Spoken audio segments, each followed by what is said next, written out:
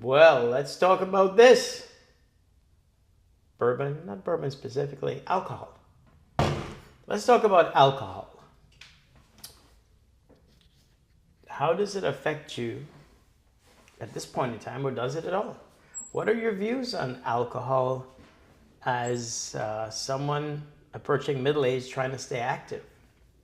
I guess the real thing, like the title is, to alcohol or not to alcohol?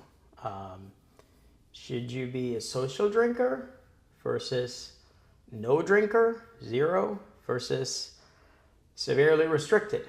So I'd like to know what you guys think out there who are in a similar position. Middle aged person looking to extend their longevity and resilience. What do you think of alcohol? So, first, let me get through what I think is bad about it recently that I've found. And let me just preface this and have a drink of my citrulline by saying that, I don't have, I'm not a party pooper or have a problem with it. Um, I grew up in the Caribbean. Rum was flowing as well as beer. It's part of life growing up, just like everywhere, part of the culture. And, I was a very big social drinker when I went out, but I also got into the craft of it. I enjoy wines. I have a good palate for the terroir of wines. I've been to European, American, and South American wine country, tasted the wines there, and brought them back with me. I've met winemakers, been to wine dinners. I've tasted wine from the barrel in Italy and Chile, as well as Sonoma. And I do love craft cocktails. There was a time in Tampa I was a regular at craft cocktail bars, and I know a few people who are brewers. So as a pharmacist, I enjoy the drug product, the fermentation and distillation. I have a friend who owns a distillery, and I think it's fascinating that you could ferment something and come up with something with all these taste notes. As I've gotten older, I've learned to appreciate the taste notes, the pairings, more than the drug itself, So for me to come up and have this video is kind of a big thing because my friends have always known me as the food and wine guy and cocktail guy. And for a long time, I had an Instagram page just devoted to eating and going to restaurants in Tampa. So people would always hit me up and ask me, Rishi, where should I eat? Where should I? So this is kind of a big turnaround because lately, as I've started to focus on my performance, my alcohol intake dropped a lot, and it was something that I had to do to stay performance. So it's kind of a big thing. So let me just go through the things, the negative effects that I observed with it. The first thing is once you cross 40, you can't recover from drinking like you used to. A lot of people keep drinking later in life and they just normalize themselves to it. But I will tell you, being in the healthcare industry and as a health professional, I will tell you a cumulative lifetime of regular alcohol use by 40 really starts hurting your liver a lot.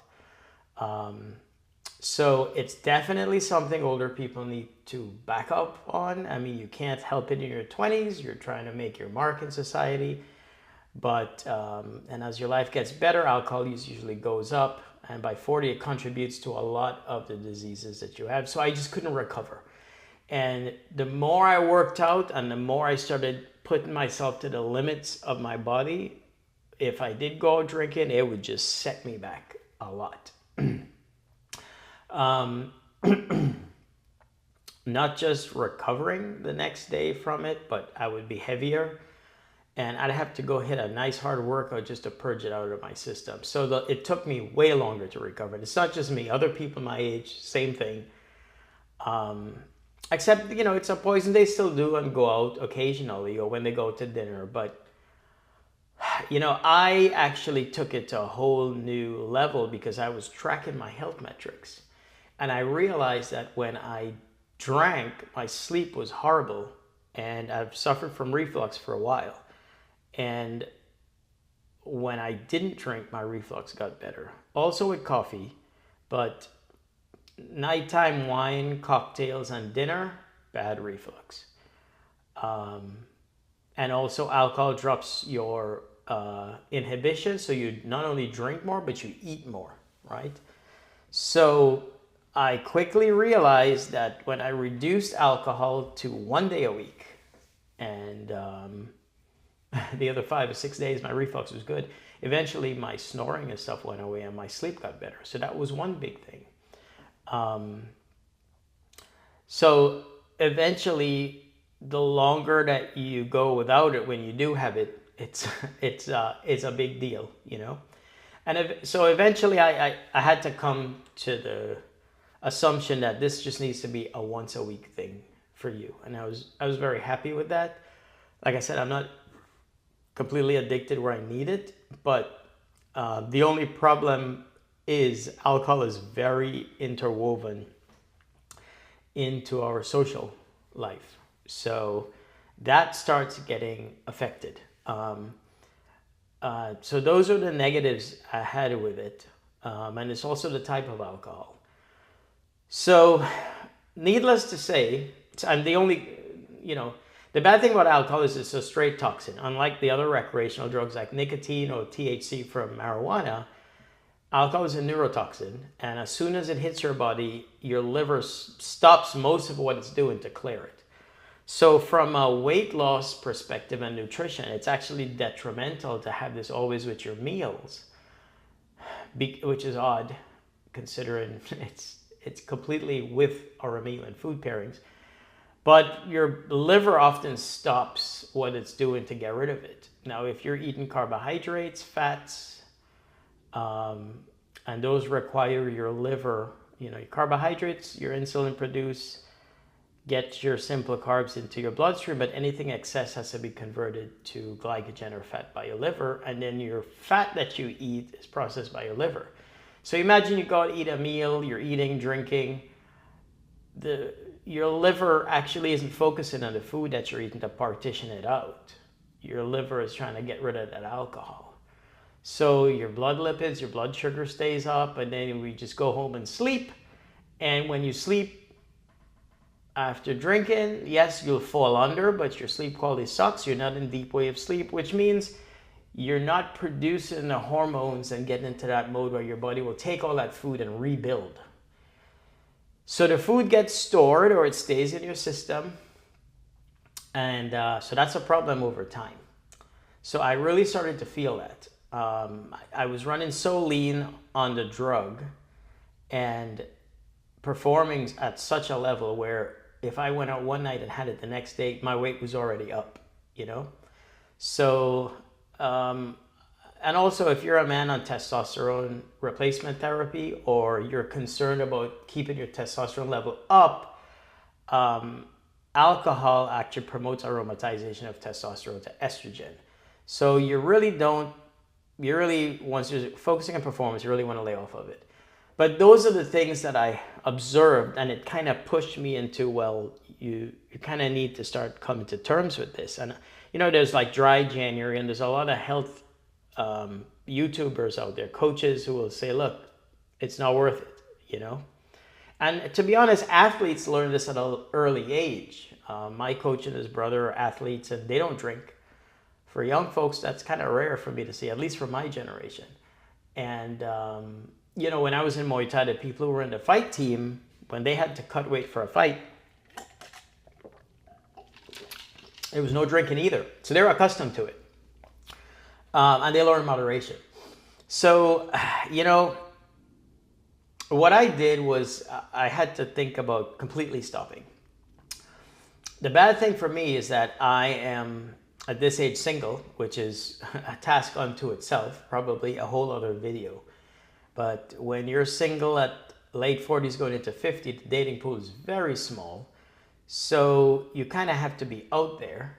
And if you're really not drinking, it means you're not spending time at a bar or late at night, especially if you focus on your sleep like me. I go to bed like 9:30. So I'm not really out there meeting people or doing events. I train. I'm kind of a monk lifestyle now. Um, so that's the downside to it. Um, and if I go to dinner with friends, I usually call it an early night. So I'm not really the guy you call for a night out of drinking. My friends have realized, no, that's his thing now. So we won't call him for a late night. He's gonna, expect him to call it a night. It works for me because I like where my health is. I've had decades of an excess lifestyle. So the only thing is, if you're single, it kind of sucks because you wanna, for us guys, it's a hunt, it's a game. You have to put yourself out there. You're like a peacock. You got to show your feathers, and you're the one who has to make the move. But you have to be present. You have to be there, and so that part of my life is a bit suppressed compared to when I was younger. So my sinuses are dripping. So that's the downside. But it did bring up the question: should you completely get rid of it? Or should you reduce it? So I'm on a 1 day a week. If I do drink, if I go out, it's 1 day a week, and it's 1 or 2 drink max. So with that, I still found that if I were to go and drink like a couple of old fashions, bourbon or tequila, even if I do it early, it still messes with my sleep. I realize that one I can do, and if it's not too late, I can put it out of my system and it won't really affect my sleep very badly. But the thing is, alcohol is a drug that lowers your inhibition. So if you're out hanging out and you have that social interaction, you're talking to friends you haven't seen in a while, it's very easy to get to 2. So lately, what I did was I told myself, look, no more cocktails or wine. Just have a beer. It's low ABV, and you can sit on your beer and baby it for a long time. I can't drink more than 2 beers, to be honest with you. So that adds a limit. So then in pharmacy, that's what we call a good drug product. You pick the right dosage form for you. So cocktails go down fast, wine goes down fast. A cold beer, I can just kind of sip, let it sit there. And to be honest, if I'm eating or I order something to eat, I'll really just have 1 beer. If it's friends and we're chatting, I may get another one. I may not finish it. So that was my solution. But the thing is, you're always going to be inconsistent. I might decide to have a cocktail, and I do like tequila. So that's it. And some people would say, look, there's no in between with alcohol. Just either you do it or just don't do it. And I've flirted with that idea too, but at the same time, if I have a drug addiction problem, that's it. I would stop. But I really don't. And, during the holidays or it's nice when you catch up with friends to have a drink and chat and chill. Or sometimes for Christmas, friends look forward to having a drink with you. So the thing is, as much as we can knock it, it's such a tight part of our cultural and social interactions that it's something that you have to deal with. Just like food and desserts and this kind of thing, you have to develop the discipline to know, and then let people know so they hold you accountable and look out for you that, yeah, I'm just going to have 1 or 2. This way, if I go out with friends, a lot of my guy friends, if I don't, they're like, come on, Rishi, have a drink with me. And yes, it is, you can tell them, oh, you can have fun with me without the drink, but they want to spend the time with you. So I had to be very sensitive to the needs of other people. And I said, look, you have to give a little. Like yes, in a couple of drinks they're tipsy, everybody's talking, when your walls come down, you can say stuff that's kind of silly. People say stuff, nobody's judging because everyone's acting stupid, right? But they want to have that with you. So I said, this is your problem. I told myself, this is your problem. You need to be able to just have a drink with people, or 1, and just, be there. They want to enjoy your company. And if you only have 1 or maybe 2, just pace yourself. Nobody's telling you to get drunk, but just have something to baby yourself with. And, as you get older, life gets lonelier. So you need those social interactions. And I just looked at it as another challenge. Like, you have to own this, just like you own your food and what you eat. And, I have my calories booked now where if I want to have a little dessert, I can. And I said, it's a mindset thing. You have to control it. There's always going to be beer. Beer is cheaper. A cocktail is $20. Wine can be 15 to 20 bucks. You can get a beer. So I said, look, this is a win-win scenario. You can get a beer for $5 and sit on it for a while, chit-chat, no real issue. If you sit long enough, you end up filtering most of the alcohol out. If people are hanging out for another round, say they want to hang out for a couple hours, you just get another beer, sit on it, $10, you tip them maybe another $5, you're $15 out the door. That's one cocktail, and it's lasted you this long. So that's kind of my strategy I use. It hasn't always been perfect. Some days I might give it and have a cocktail. Some days I'll have 2 beers. I never have. But the good thing about a beer versus a cocktail is it's just so filling and gassy. 2 is my max. So that's one thing I dealt with it. I was listening to Shaq on a YouTube short the other day, and Shaq has a rule. He drinks, but never in public. He only drinks at the house. He doesn't want to get in trouble or embarrass himself. And I thought that's a pretty good one, because when you're not driving or you're at family, you're being driven, or you're at the house, you can have a couple of drinks. So you're having interaction, you're having that social time with the people around you, but you're not out drinking it, so you don't have to worry about driving. And also, I feel like when you're home, in a home setting, it's easier for you to control it, to say, I'm going to stop here, I'm done. Like, I've gone over to my cousins during Christmas and just had one, unable to stop. But if you're out hanging out, there's that kind of pressure to stay and have another one. And then the service will be like, hey, do you want this? It's just fun of being out. So that's kind of where I'm at. But I'm just curious to see, those of you who are on your fitness and your health at this age, I'm curious if any of you have ever thought about it. And have you gone cold turkey, teetotaler? And how has your life been, or have you been able to moderate it? Are you slipping? What are your thoughts? Am I completely off base, or, what? I will say, I always tell people, if I was married, I really wouldn't be drinking or out at all every now and then, because I would have someone to keep me accountable, and I really don't need to be out. But that's the other reason why I actually spend a lot of time in the gym. I tell myself, somebody who's hitting the bar 3-4 days a week probably isn't on the same lifestyle track as me. I'm probably judgmental, maybe, but those people might think I'm boring. So the kind of person who's into longevity, you'll probably most likely find them at the gym. So I kind of traded my bar time as a 30-year-old, late 30-year-old for gym time. So I'm in the gym a lot. It's the worst place to try to pick up women, but I'm just thinking, if you're there all the time and they see you and you say hi, they might say, hey, he's kind of doing the same lifestyle I am. So that's how I justify, staying in the gym a lot. That's actually my social time. So, okay, just wanted to bring up the whole alcohol thing and see what the general consensus is. All right, put your comments and let me know how you go about controlling or dealing with this in your healthy lifestyle. All right, till next time.